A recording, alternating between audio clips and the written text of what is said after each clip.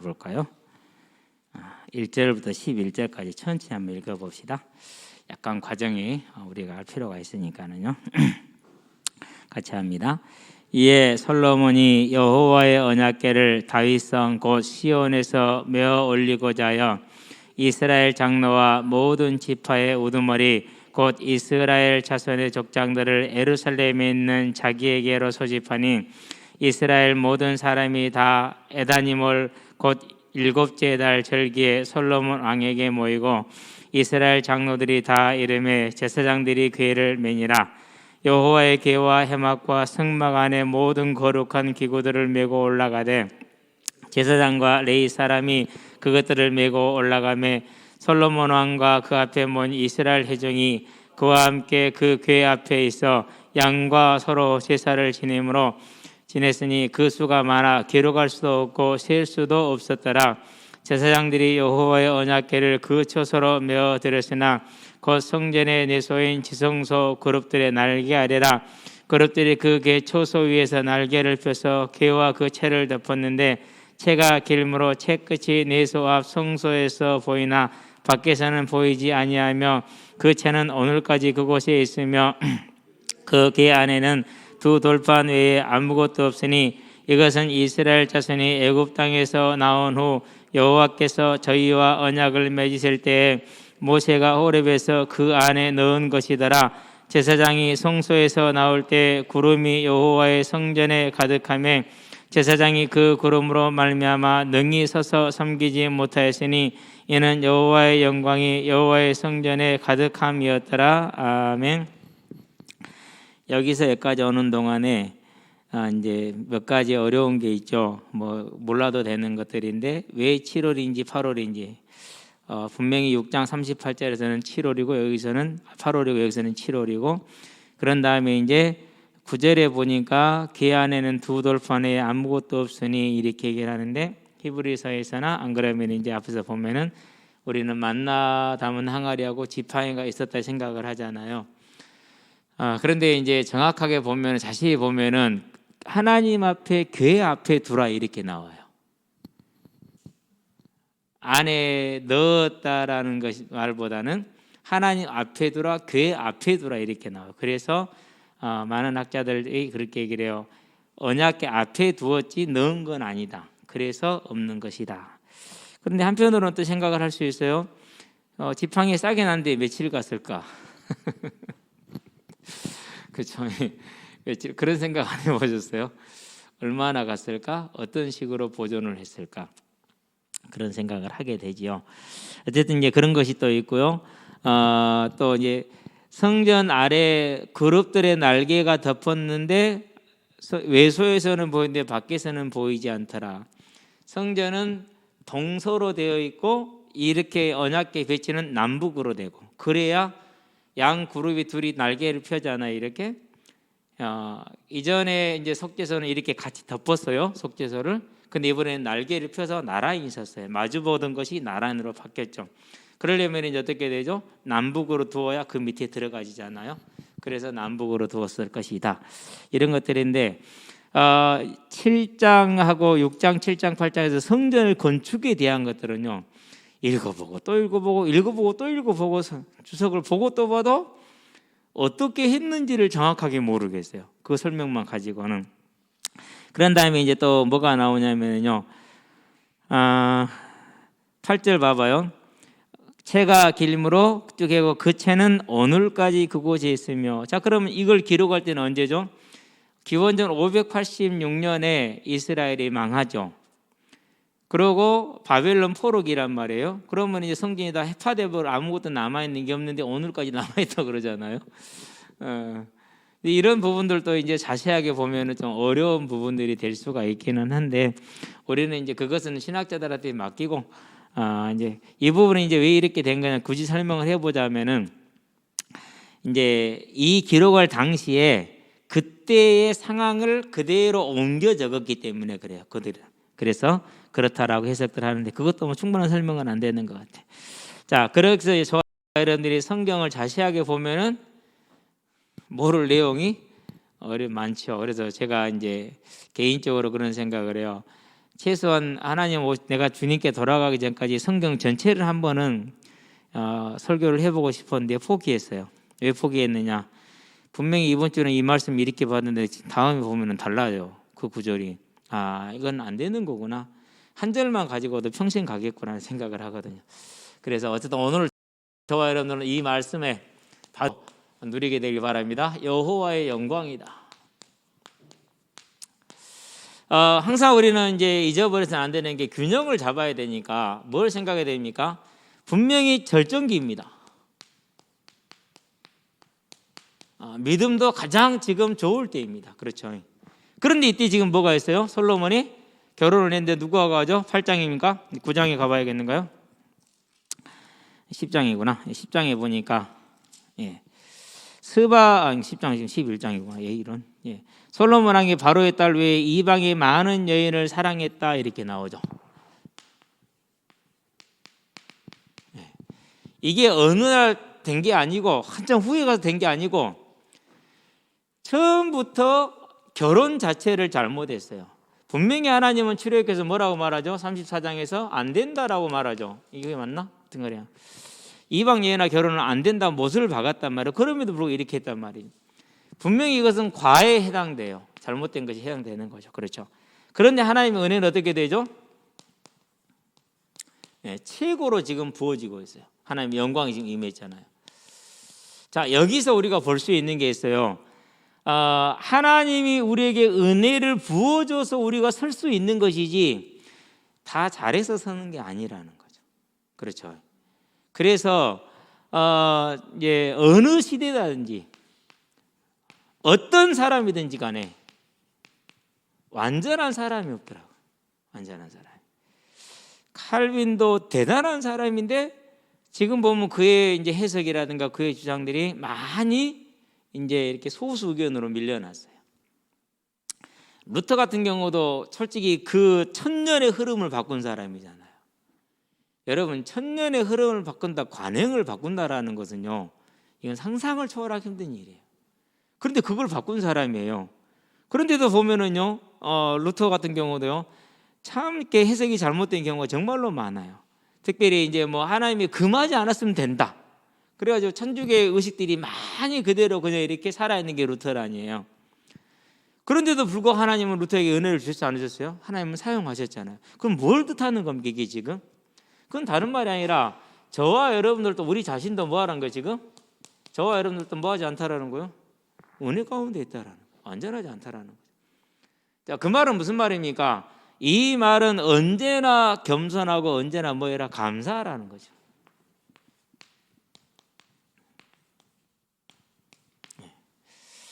항상 이거예요. 그러니까 절대 잊어버리지 마시게 되길 바랍니다. 그렇지 않으면은요, 어느 순간 이제 우리는 이 하나님의 은혜 속에서 살고 있는 사실을 잊어버리고 또 판단하고 정죄하고 이런 싸움에 빠지게 돼 있어요. 그래가지고 뭐가 맞고 뭐는 어떻게 이런 식으로 싸워요. 교회가 그럼 어떻게 해요? 그래서 200개가 넘는 교단으로 나눠지는 이유가 거기에 있어요. 다를 게 뭐가 있어요? 얼마나 다르게 잘하는 게 뭐가 있어요? 그게 그거지 뭐. 하나님의 주권과 은혜를 보지 못하면 그렇게 돼요. 솔로몬을 통해서 우리가 볼 수 있는 거 절대 이걸 잊어버리면 안 돼요. 이제 다음부터는 뭐 하니까요? 이제 9장 지나고 나면은 10장 지나고 나면 바로 솔로몬의 타락으로 들어가서 언제까지요? 예수님 오실 때까지 회복을 못 하거든요. 예수님 오실 때까지 회복을 못 해요. 그 시기가 이제 전개가 될 거예요. 이제. 그렇다면 이제 그때는 이때를 돌아봐고 이때는 그때를 돌아봐야 되니까 항상 그런 것이죠. 자, 그런 다음에 이제 봉헌식을 준비를 합니다. 봉헌식이 준비가 되는데 핵심적인 그럽니다. 일단 뭐에 들어갑니까? 그 처소에 들어갔습니다. 제자리에 들어간 거죠. 그러니까 제자리에. 그렇게 될 때 뭐가 임했습니까? 이게 이루어지니까 하나님의 영광이 임했어요. 자, 그럼 여기에 우리가 배려할 게 하나 더 있어요. 뭐가 있어요? 그의 때. 누구의 때요? 하나님의 때. 사무엘에게도 허락하지 않았던 때, 다윗에게도 허락하지 않았던 때, 그런데 누구에게? 솔로몬에 허락한 때. 그걸 뭐라고 그러니까? 그걸 은혜라고 그래. 그걸 복이라고 그래. 그렇죠. 이게 하나님께서 주관하시는 일이에요. 자, 그렇다면 우리는 이것을 뭘 볼 수 있습니까? 마찬가지로 저와 여러분들은 뭐 볼 수 있어요? 하나님이 나에게 준 하나님의 때, 하나님의 주권을 볼 수가 있죠. 우리는 이 하나님의 일하심의 주권의 온전한 세대 어떻게 하면 됩니까? 이게 저와 여러분은 뭐예요? 중심에 있게 하라. 언약궤를 중심에 모셔드리는 거죠. 그렇게 되면 어떻게 됩니까? 그게 성령의 충만함의 시작이고 성령 충만함의 완성이라는 거예요. 언제나 하나님이 허락한 때에 됐다라는 거. 일을 잘해서가 아니라 당연히 잘해서는 뭐 당연한 거니까 나눠놓고 중요한 건 이때라는 거예요. 그럼 우리는 뭐 하면 됩니까? 이제 우리가 하나님이 어떤 때에 있냐? 지금은 은혜의 때라고 그러잖아요. 구원받을 날이라고 그러잖아요. 그래서 저와 여러분들은 온전히 하나님이 나의 주인 되게 하는 것. 그렇게 해서 사도행전 1장 8절의 말씀의 성취를 우리가 누릴 수 있게 되길 바랍니다. 자, 그럼 이제 본론으로 한번 들어가 봅시다. 자, 가득한 여호와의 영광이다.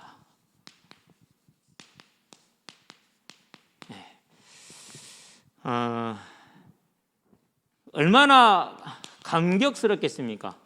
그렇죠. 엘리 제사장 때 언약궤가 성전을 떠나죠. 그리고 사무엘 사사 시대 마지막 사사이죠. 그런 다음에 사울 왕이죠. 그런 다음에 다윗이죠. 이 시대의 공백기가 있는 거죠. 이 시대의 공백기가. 자, 그러면은 다윗이 그것을 예루살렘으로 모셔올 때까지 20년이라고 그랬어요. 모셔올 때까지 20년.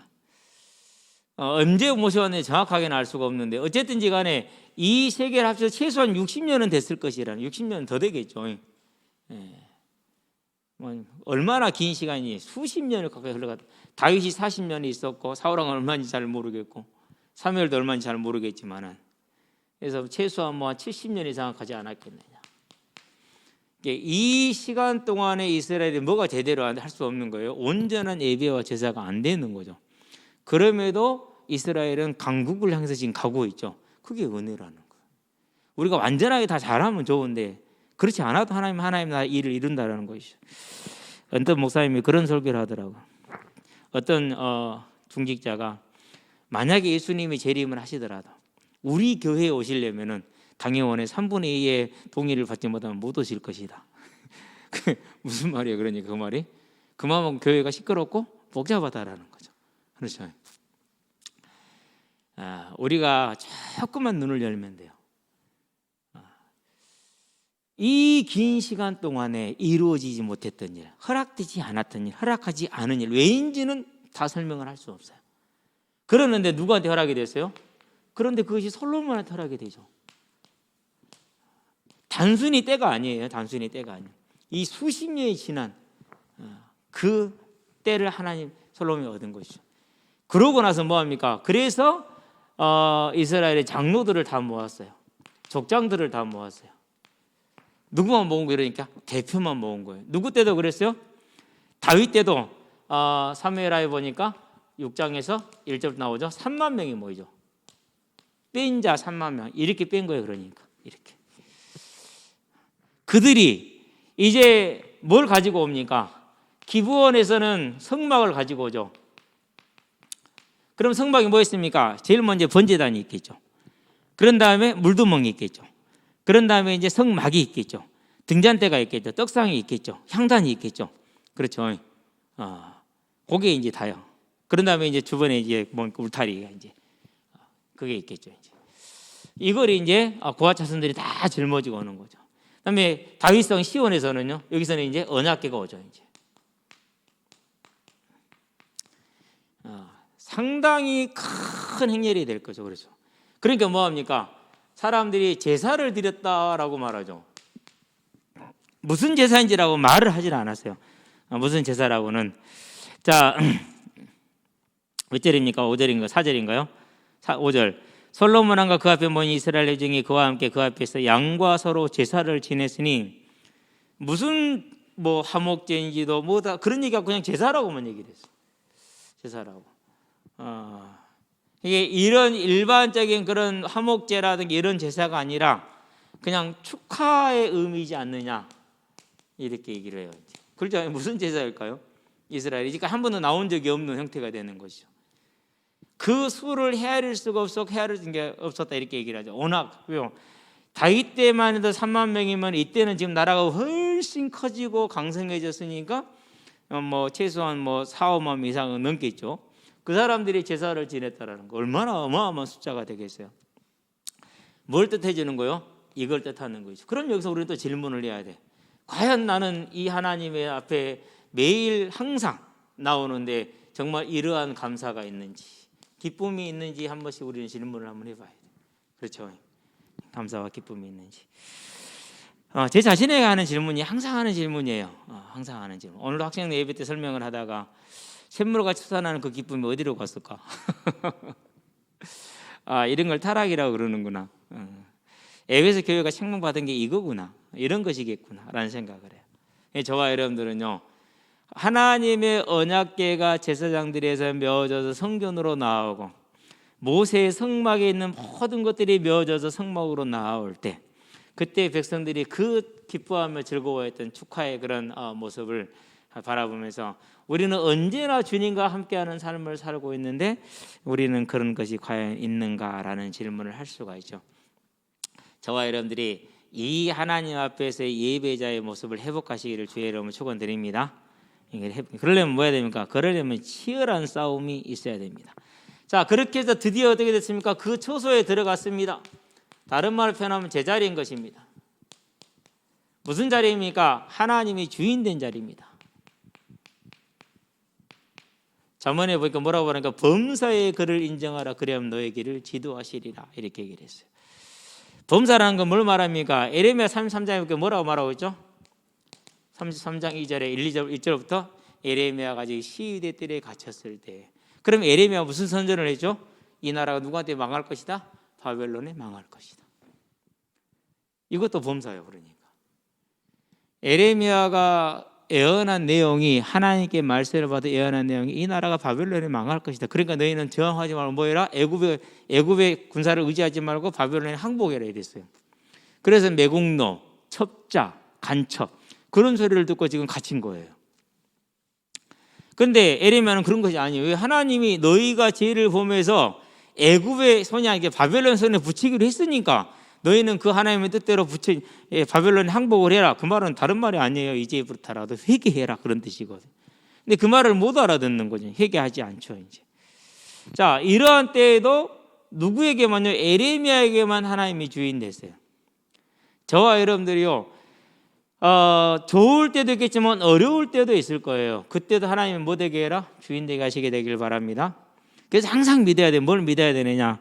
자, 따라 한번 해봅시다. 이런 나를 구원하셨으니 다른 일도 더 좋을 것이다. 맞잖아요.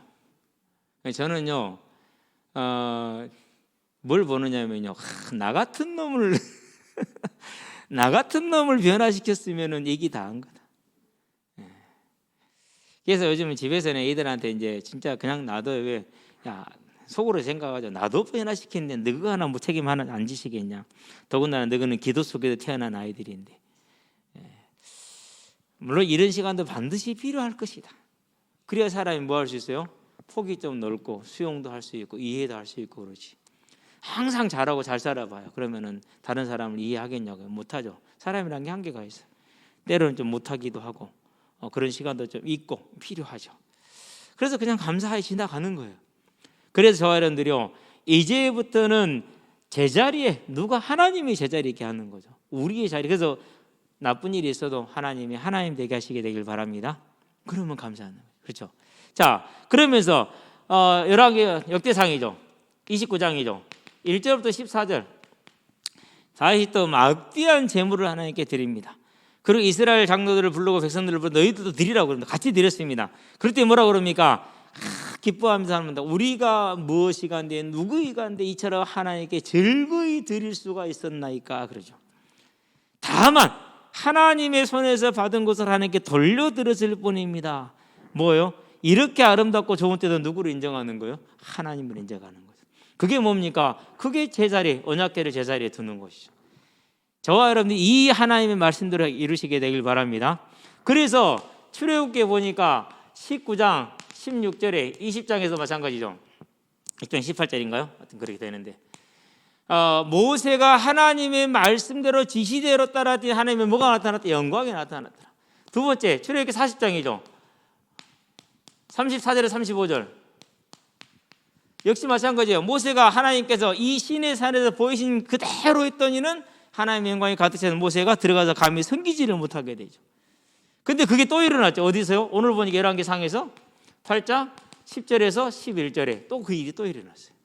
그런데 이 일이 또 일어나죠. 언제 일어납니까? 사도행전에 보니까 2장 1절에서 4절에 오순절날이 이미 이름에 바람같이 급하고 강한 소리가 있어 그렇게 나오잖아요. 모든 사람이 임하에 있더니.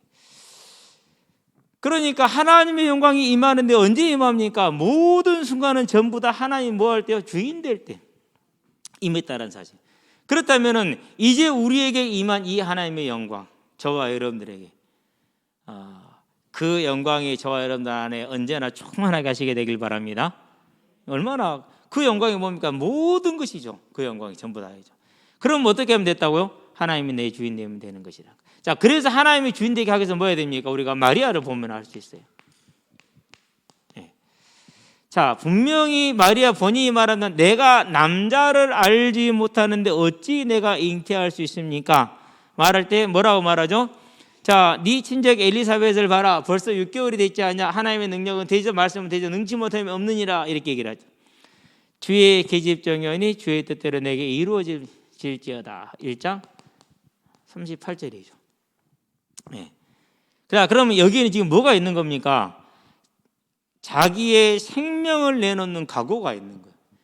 아니 지금 약혼한 처녀가 아기를 별을 못 자자고, 그죠? 네. 그런데도 했어요. 그 정도가 아니에요. 자, 이제 아이가 태어났었을 때 성전에 8일 되니까 할례를 하러 갔죠. 그럴 때 누굽니까? 시몬이 누가복음 2장에서 뭐라고 말합니까? 너의 마음이 찢어질 것이다 라고 얘기를 하죠. 왜 그렇게 얘기합니까? 죽음을 보게 될 것이니까. 2장 35절에 그 말씀대로 요한복음 19장에 보니까 예수님이 십자가에 달려 있는데 25절에 그 아래 지금 누가 있어요? 마리아가 있어요.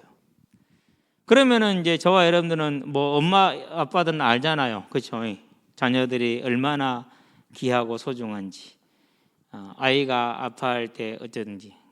근데 지금 자기가 낳은 그 아이가 하나님의 부르신 소명 때문에 십자가에 달려 죽어 있는데, 근데 그냥 달린 것도 아니잖아요. 온몸이 다 찢겨 있잖아요. 머리에는 가시밀레가 씌어져 있잖아요. 양 팔목에는 못이 박혀 있잖아요. 다리에 못이 박혀 있잖아요. 그러고 죽어가고 있잖아요. 지금. 근데 어떻게 할 수 있어요? 없어요? 없어요. 새벽부터 지켜서 기다렸는데 그 잠을 물론 같이 못 잤겠죠. 그리고 날이 샜겠죠. 그리고 이제 그 지친 몸으로 십자가를 끌고 가다 엎어지고 넘어지는 장면을 옆에서 보았겠죠. 십자가에 못이 박힐 때 그 지르는 비명소리를 다 들었겠죠. 이게 얼마나 고통스러운 시간입니까? 솔직히 말해서 이루 표현할 수 없는 고통의 시간이죠. 그러니까 그걸 미리서 얘기한 거예요. 그래서 어떤 말을 듣느냐는 뭐 하더라? 마리아는 그 말을 마음에 뭐 하더라? 두었더라. 그렇게 얘기를 하죠. 어떤 자세를 말하는 겁니까? 예수님이 자기의 주인 되게 하는, 하나님의 말씀이 언약궤가 자기 자리에 있게 하는 과정이 결코 뭐 하지만 않더라는 거죠? 순탄하지만은 않더라는 거죠. 뭐도 있더라는 거죠? 고통도 있더라는 것이죠. 그래서 마리아라는 여인이 칭송받을 만해요. 워낙 우리가 이제 천주교에 그러다 보니까 얘기를 안 해서 그렇지 솔직히 이만한 믿음이 있나고요. 그렇죠? 얼마나 커요. 대단하죠. 그러니까 저와 여러분들이 하나님의 말씀을 마음에 담고 순종하는 모델 중에 한 사람, 처녀의 몸으로, 그것도 어린 처녀죠. 나이도 많지 않죠. 엄마의 마음으로서 그 고통을 다 감내하고 가잖아요. 왜? 주의 뜻이기 때문에. 자, 누가 그렇습니까? 많은 모든 성도들이 다 그런데 우리가 잘 아는 것이니까 바울이 또한 그렇죠. 사도행전 1장이죠. 9장이죠. 1절에서 9절까지. 뉘시 오니까 나는 네가 핍박하는 예수라. 그래서 이제 15절부터 19절까지 뭐가 나옵니까? 이제 아나니아가 가서 하나님의 뜻을 전달을 하죠. 사명을 전달을 하고 눈을 보게 하죠. 그러니까 20절에서부터 바로 25절까지 뭐하죠? 전도가 시작이 되고 핍박이 바로 따라오죠. 죽이고자 모의를 작정을 하고 죽일 준비를 실제로 한 거예요. 그래서 성을 지키고 있는 거예요. 잡아서 죽이려고 지금. 그러면은 바울을 숨겨주는 자, 바울과 함께했던 자들, 그 다음에 바울을 놓치면 누구한테 가죠? 그 핍박, 그 화풀이가 당연히 이제 바울과 함께했던 사람들에게 가겠죠. 그러니까 초대교회 때 예수를 믿는 것은 절대 큰 무리가 되기 힘들었던 이유, 초대 예루살렘 교회를 제외하고는 이 가열찬 핍박이 계속 있었기 때문에. 데살로니가 후서도 왜 썼느냐? 물론 얘기를 드릴 것도 주보에 나와 있지만은 오히려 핍박이 더 세졌어요. 그래가지고 이 사람들이 어느 정도까지 믿음이 흔들렸느냐면요, 와, 힘들다, 무섭다, 어렵다, 나는 안 되는가 봐, 여기까지 간 거예요. 낙심까지 온 거예요. 그런 그들에게 아니야, 너희가 그 정도 하는 것도 훌륭한 거야라고 이제 사도 바울을 이렇게 위로를 하고 격려를 하는 것이죠. 그래서 이제 마음이 흔들리고 낙심됐다. 왜? 핍박하니까 무섭잖아요. 안 무섭겠어요? 갈등돼야 안 돼요? 갈등되잖아요. 그런 갈등되는 마음이, 두려운 마음이 뭘 한 거예요? 구원의 확신을 흔들어 버린 거예요. 아니다, 그 정도도 크게 잘한 거다라고 격려를 지금 해줌으로 해서 끝까지 인내하게 한 거죠. 그러면 이제 이 바울이 또 그를 도왔던 모든 이들이, 함께했던 모든 이들이 얼마나 힘들고 어려웠습니까? 그런데 뭐였습니까? 이 말씀에 부르심에 순종해서 어디까지 갑니까? 사도행전 1장에 보니까 24절에 특히 22절부터 성령이 메인바되어 내가 예루살렘에 올라간다 이렇게 얘기를 했어요. 그것은 본인이 온전히 하나님께 충성한 것을 지금 말하는 것이죠. 온전히. 왜? 여러 곳에 성령이 알겠어요. 안 가도 된다라고. 그래도 가는 거예요. 그러면서 그것을 하나님의 뜻이라고 확신하고 가는 거죠. 그럼 지금 뭐합니까? 21장 13절에 내가 죽을 것을 각오했다 라고 얘기를 해요. 죽을 것을 각오했다. 왜 죽을 거 각오했습니까? 로마를 거쳐 어디를 갈 수가 있었느냐? 서바나를 갈 수가 있었어요. 그래서 로마서 15장 23절에서 내가 서바나로 너희가 나를 보내주기를 원한다는 이유가 거기에 있어요. 그럼 목적지가 지금 어디입니까? 로마입니까? 서바나입니까? 목적지가 서바나예요. 로마가 아니고. 그러면 오늘날도 우리가 로마를 거쳐서 스페인까지 가는 일이 쉬운 일이 아니잖아요. 근데 이때는 걸어가든지 배 타고 가든지 그래야 돼. 이게 정말 어려운 일이죠. 정말 어려운 일이죠. 자, 그러면 특별히 오늘날은 그때에 비해서 여행 경비가 훨씬 적게 들어요. 정말 안 드는 편이에요. 근데 이때 당시에는 경비가 많이 들 수밖에 없어요. 그럼 몇 달 걸어가는 동안에 먹고 자고 다 해야 된단 말이에요. 그래서 뭐라고 할까? 너희가 나를 이리로 보내주라. 성경금 너희가 하라는 얘기죠. 그래서 이제 갔는지 안 갔는지 모르겠는데 대부분의 이제 학자들은 갔다라고 얘기를 해요. 보내줘서 갔다라고. 그런데 서바나를 왜 목표로 잡았습니까? 로마 제국의 서쪽 끝. 로마 제국의 동쪽 끝에서 동쪽은 이미 다 했거든요. 서쪽을 아직 못 간 거예요. 서쪽 끝을 지금 뜻했기 때문에. 그래서 바울에게는 이게 끝이었어요. 세계의 끝이었어요. 당시 바울에게서 그 개인에게는 여기까지 가는 것이죠. 이런 뭐라는 거예요? 생명을 거는 뭐가 있어요? 그 마음에 정말로 주인 되게 하는 거. 왜? 그 말씀대로 이방인과 임금들과 유대인들을 향한 택한 나의 그릇이다. 그 하나님의 명령 순종에 여기까지 간 것이죠. 그렇게 될 때 어떻게 됐습니까? 그렇게 될 때 마리아에게는 뭐가 왔어요? 마태복음 1장 16절. 이 영광이 지금까지도 그리고 영원히 메시아 계보의 마지막 이름을 올렸잖아요. 그렇죠? 바울에게 뭐가 왔습니까? 영원한 사도. 왜요? 13권의 서신.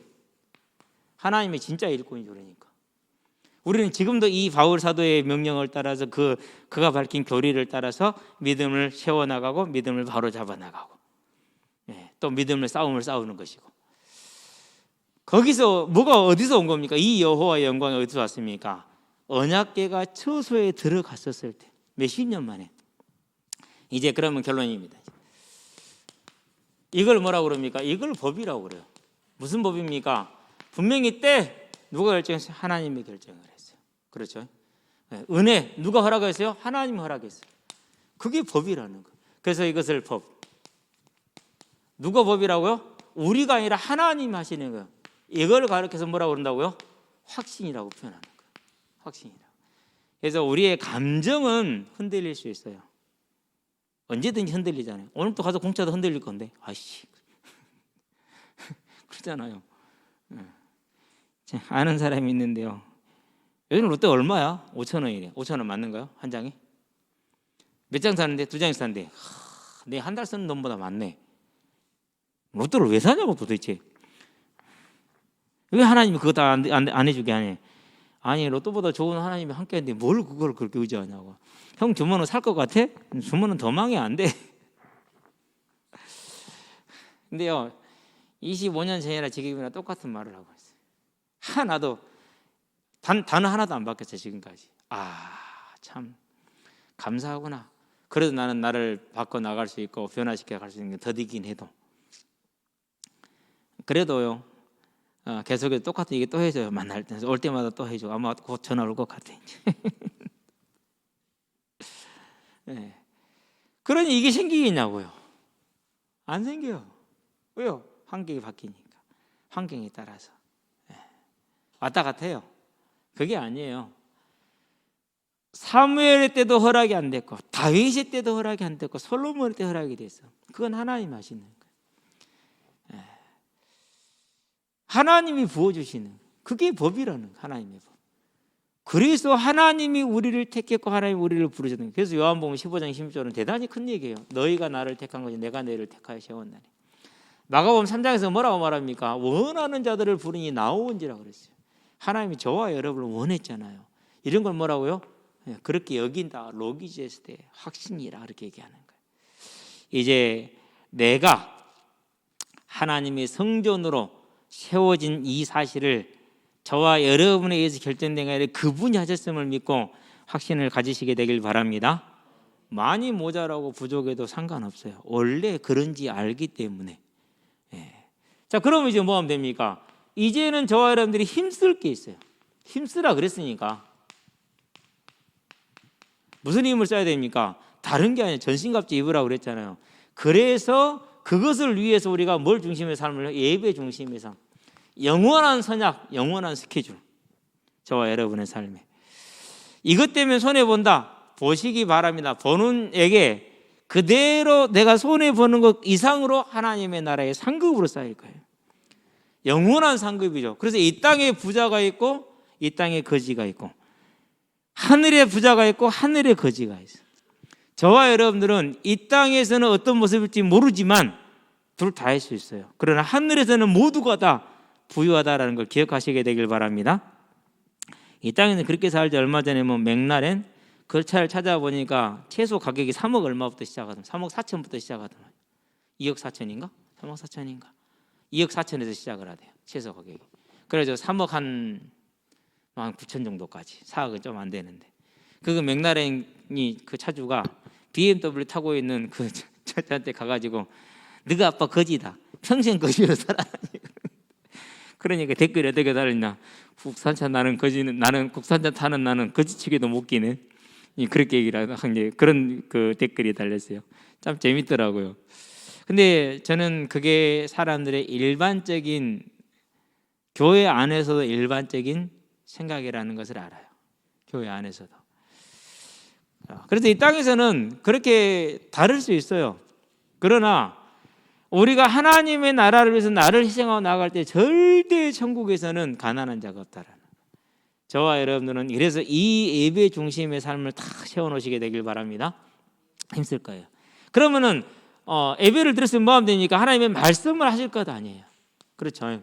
그럼 이 말씀이 뭐가 되는 거예요? 이 말씀이 기준이 되게 하는 거예요. 내 상식에, 내 생각에 맞다 틀리다 그거랑 상관없어요. 하나님이시니까.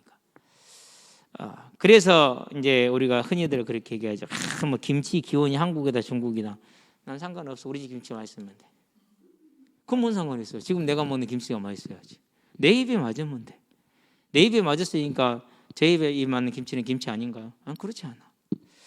우리가요, 뭘 봐야 되느냐? 말씀이 내게 기준이 되게 해야지 내가 말씀의 기준을 세우면 안 돼. 진짜 잘 싸워야 돼요. 그래서 뭐합니까? 이 공예배가 중심이 됐다라는 것은 그 강단에서 나온 말씀을 내가 뭐하겠다는 신뢰하겠다라는 거예요. 우리는 뭘 봐야 되냐면 엘리 제사장이 한나를 축복하는 걸 봐야 돼요. 엘리 제사장은 하나님의 목을 꺾어 죽였어요. 얼마나 하나님의 징계가 컸으면 목을 꺾어 죽입니까? 제사장을. 그것도 두 아들들도 전쟁에다 한 목에 다 죽였어요. 그렇게 저주받은 제사장이에요. 그러는데 그 저주받은 제사장한테서 누가 나왔어요? 축복받고? 그게 사무엘이요. 그걸 뭐라? 그걸 예배자라고 그래요. 한나가 예배자인 거. 저와 여러분 예배자가 돼야 돼요. 여러분 앞으로 하나님을 왔다 갔다 이래라 저래라 하지 말고 여러분 예배자 되시기 바랍니다. 그게 가장 중요해요. 그게 예배, 그게 공예배에 드리는 가장 중요한 핵심 요소예요. 세 번째, 자, 이게 우리 힘으로 됩니까 안 됩니까? 안 돼. 안 돼요.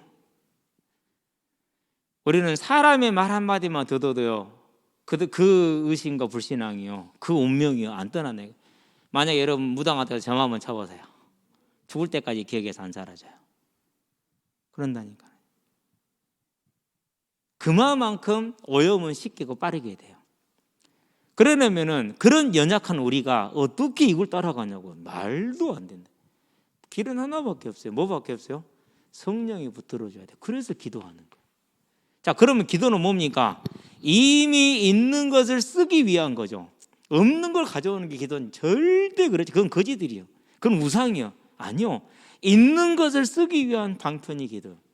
그러면 뭘 기도할 것이냐? 하나만 기도하면 돼요. 하나님이 딱 지금 향하시는 길, 그게 뭐요?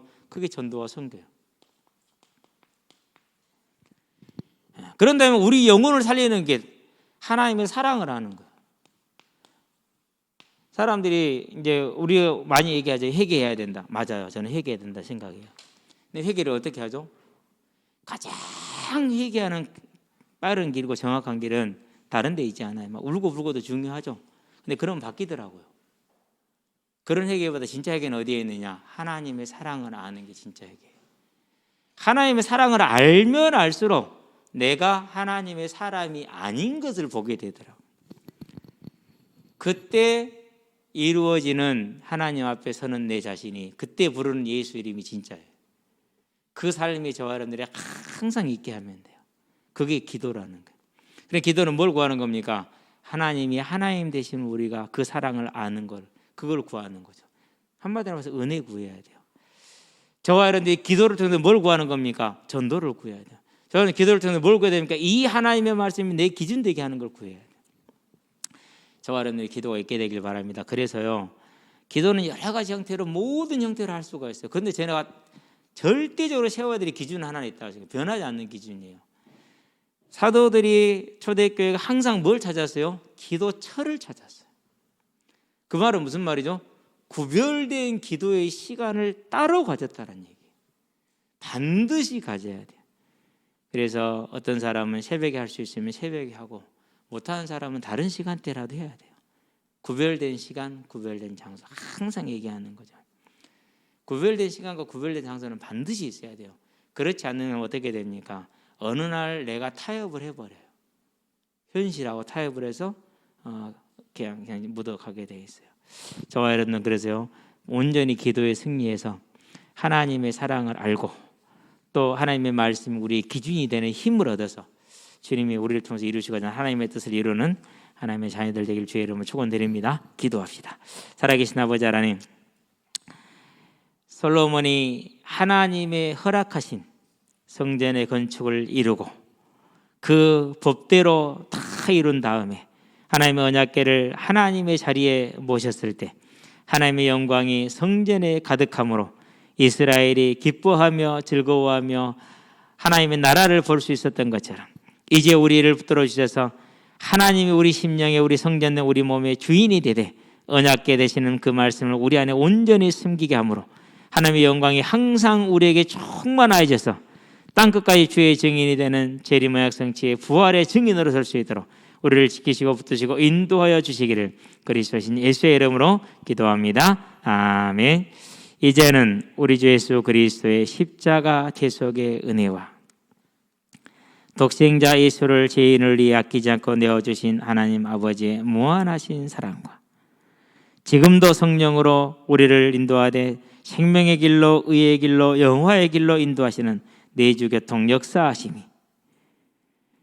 오직 하나님의 나라의 영광을 사모하되 하나님이 내 마음의 주인이 되어지는 말씀에 순종하는 자가 되어지므로 성령의 충만함을 입어서 이 땅에서 주의 뜻을 이루는 복된 삶으로 서게 될 우리 모든 성도들과 가정과 가문과 산업 현장 위에 전 세계에 흩어져 생명의 복음을 전하고 계시는 모든 선교사님들의 아름다운 발걸음 위에 함께하는 후대들의 예배자로 전도자로 중직자로서의 복음의 진로 위에 교사로 찬양대로 방송실로 주보로 청소로 차량으로 섬기는 모든 헌신자들의 아름다운 헌신 위에 지금으로부터 영원토록 함께 계실지어다.